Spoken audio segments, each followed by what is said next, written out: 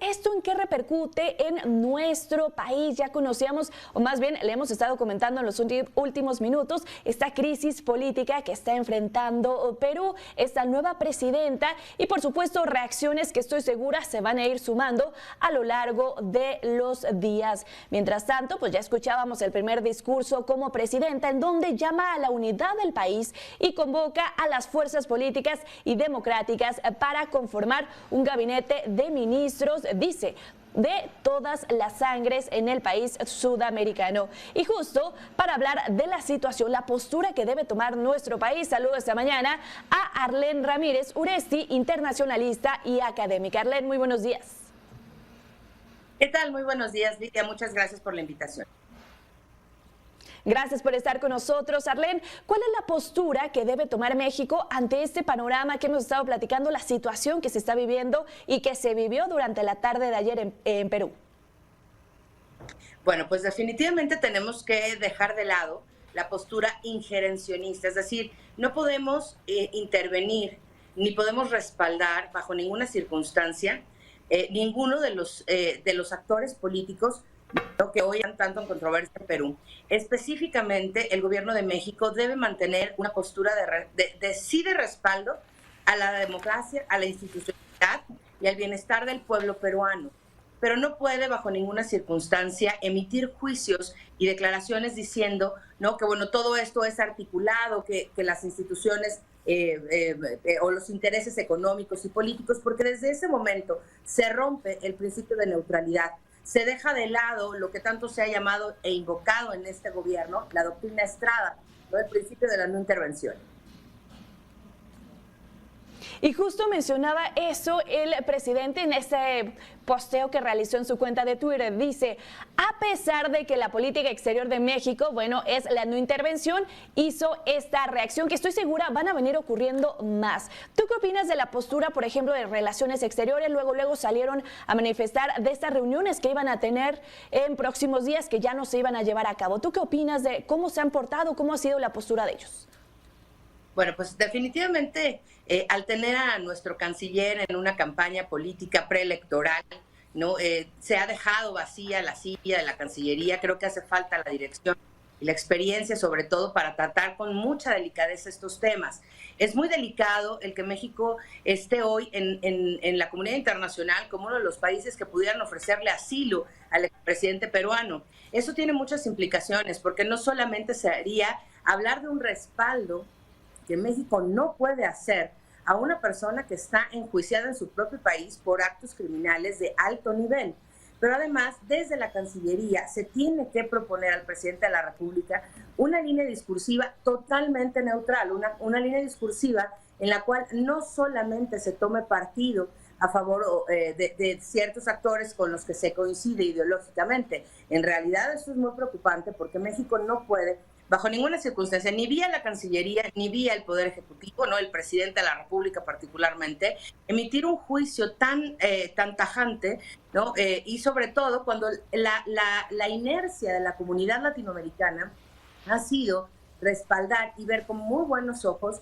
la acción inmediata de las instituciones peruanas. Creo que ahí el gran ganador, por supuesto, es la sociedad civil peruana, pero también las instituciones que hoy en México y en muchos otros países están amenazadas, obviamente, y están en vulnerabilidad, ¿no?, con una fragilidad que no se ha visto antes.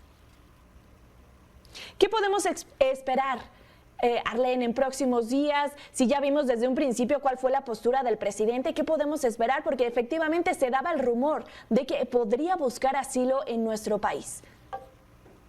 Claro.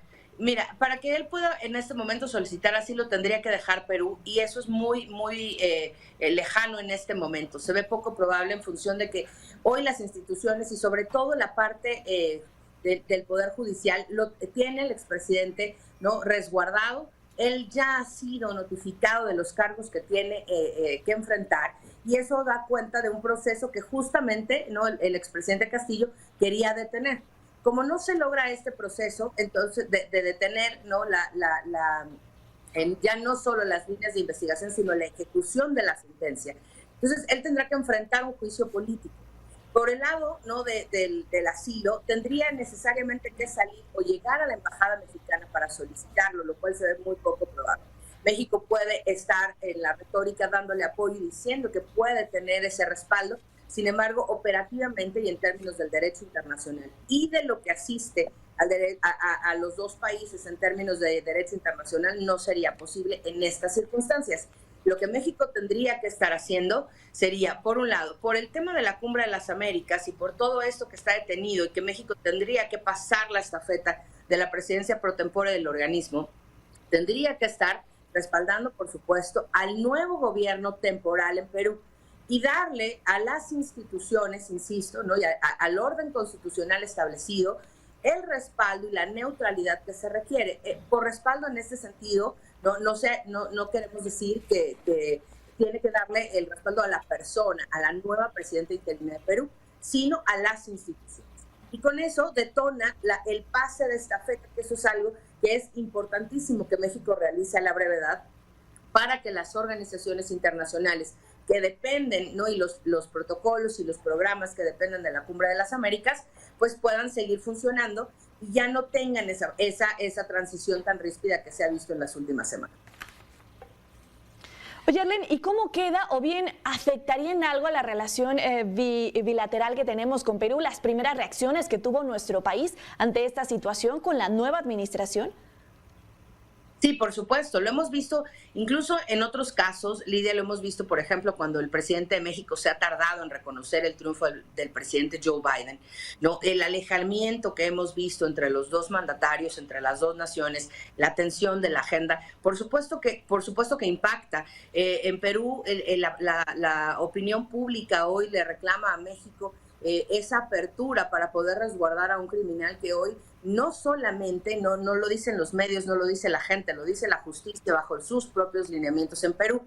Y en ese sentido creo que a México pues para nada le conviene el alejarse de socios comerciales, pero también de países con los que tenemos grandes coincidencias. Perú en algún momento, hace unos 2, 3 años, tenía un grado de inversión superior al que tiene México. Perú tenía una gran estabilidad económica que las mismas calificadoras internacionales reconocían superior al de México. Y creo que en ese sentido el Cono Sur tenía en Perú pues una ventana bastante importante de oportunidades para el comercio global.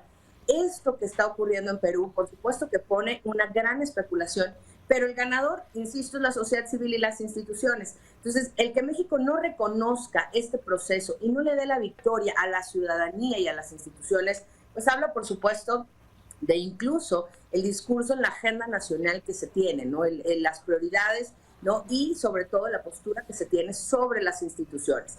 Creo que aquí lo diplomáticamente correcto sería, ¿no?, felicitar al pueblo peruano por una victoria en el resguardo de sus instituciones y de su orden constitucional, porque finalmente el día de ayer vimos un golpe de Estado cortísimo, pero ese golpe de Estado pudo haber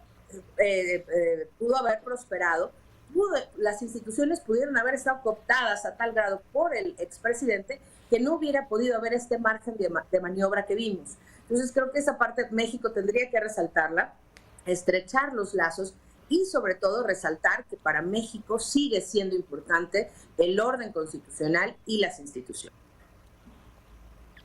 Muchísimas gracias, Arlene, por ponernos un poquito el panorama, ¿no?, de lo que se vivió ayer, la postura que deben tener nuestros funcionarios. Y estoy segura vamos a seguir hablando en próximos días de más reacciones que vayan surgiendo. Te agradezco mucho. Al contrario, gracias por la invitación. Excelente día.